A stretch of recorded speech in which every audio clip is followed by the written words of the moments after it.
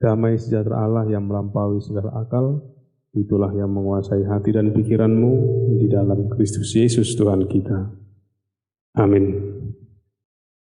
Firman Tuhan untuk kita pada ibadah Paskah pertama pada hari ini tertulis dalam Injil Yohanes pasal 20 ayat 1 sampai ayat 10.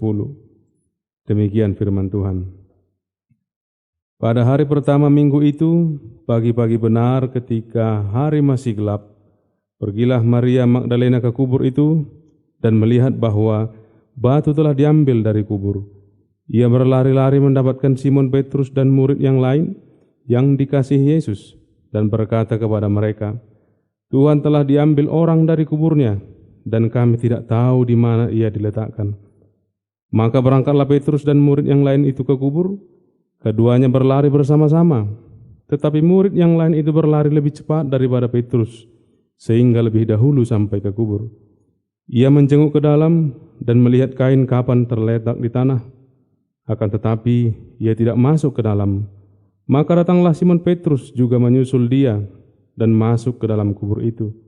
Ia melihat kain kapan terletak di tanah, sedang kain peluh yang tadinya ada di kepala Yesus tidak terletak dekat kain kapan itu, tetapi agak di samping di tempat yang lain dan sudah tergulung.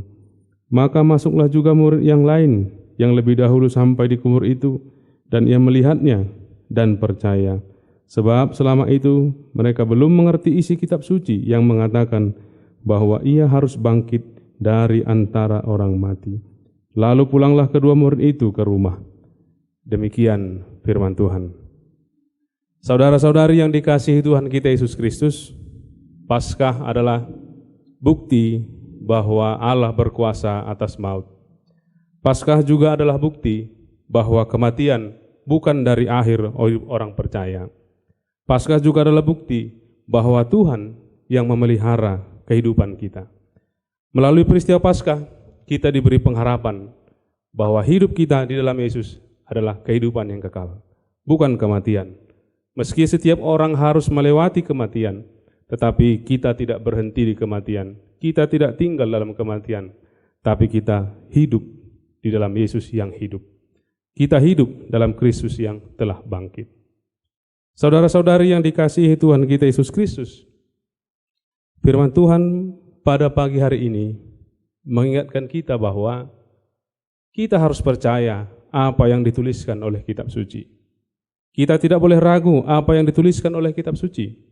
Kita tidak boleh ragu apa yang dituliskan dalam Alkitab. Murid-murid ketika itu sangat takut. Mereka ragu. Apakah Yesus itu benar-benar bangkit? Apakah Yesus itu benar-benar hidup? Atau apakah Yesus itu dicuri orang? Pada pagi-pagi hari, pada masih gelap, Maria pergi ke kubur Yesus. Dia berlari, ingin bertemu dengan Yesus, ingin melihat apa yang terjadi.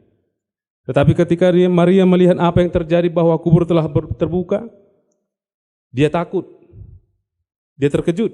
Apa sih yang sebenarnya terjadi? Yang muncul dalam benak Maria adalah bahwa Yesus telah dicuri orang.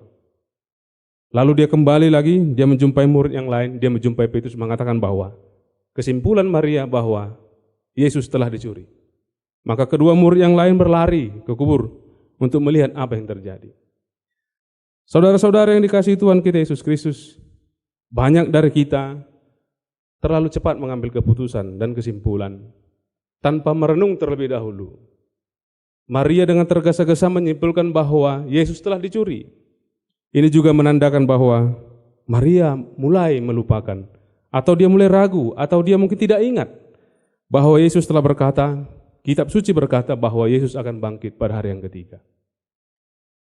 Dalam kehidupan kita sehari-hari juga kita perlu merenung dalam kehidupan ini. Tidak tergesa-gesa, tidak terburu-buru mengambil kesimpulan, tidak terburu-buru mengambil sikap, tapi merenung perlahan apa yang sebenarnya ingin Tuhan sampaikan kepada kita. Kita coba mengingat kembali firman Tuhan yang telah kita dengar, firman Tuhan yang telah kita hidupi. Apa yang sebenarnya ingin disampaikan Tuhan dalam setiap situasi atau keadaan, kondisi yang sedang kita jalani dalam kehidupan kita sehari-hari. Melalui perenungan, kita dapat melihat apa yang sebenarnya Tuhan ingin sampaikan kepada kita. Maria dengan tergesa-gesa dia kembali dan menyimpulkan bahwa Yesus telah dicuri orang.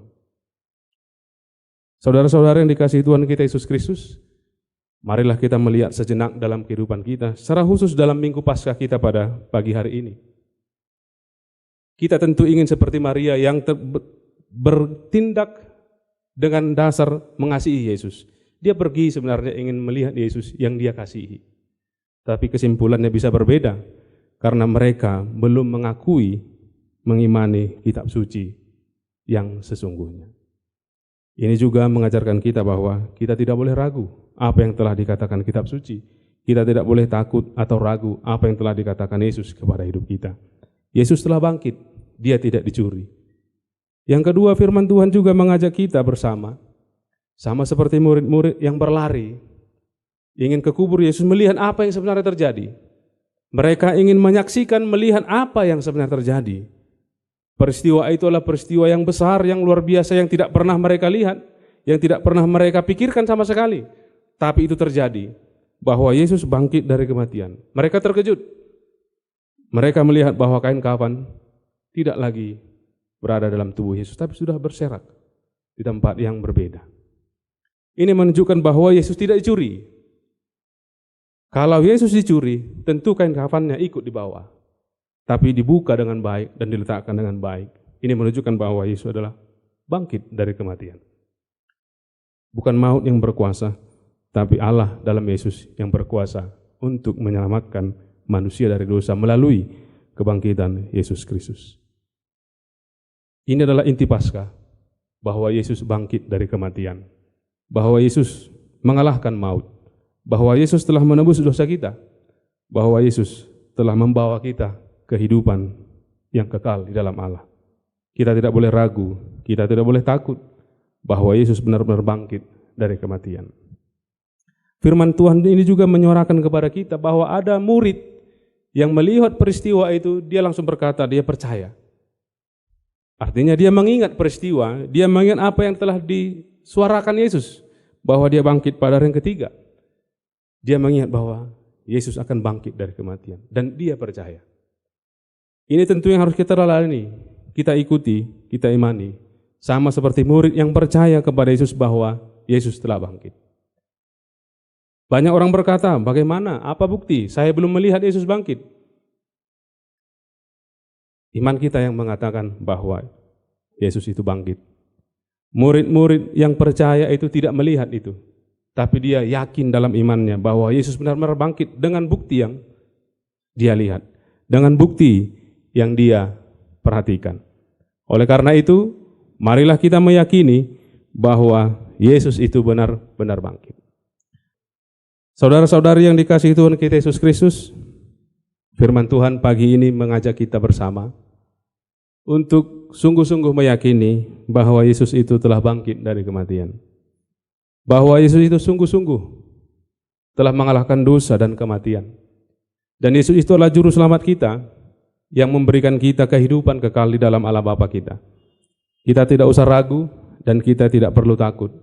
Tuhan senantiasa berserta kita. Tuhan adalah juru selamat kita. Tuhan adalah penolong kita. Tuhan senantiasa beserta kita untuk orang-orang yang percaya kepadanya. Amin. Kita berdoa.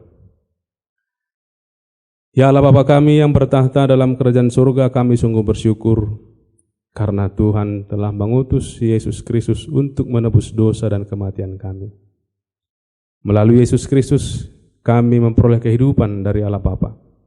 Oleh karena itu, peliharalah iman dalam hati kami masing-masing, agar kami senantiasa mengimani bahwa Yesus adalah juru selamat kami.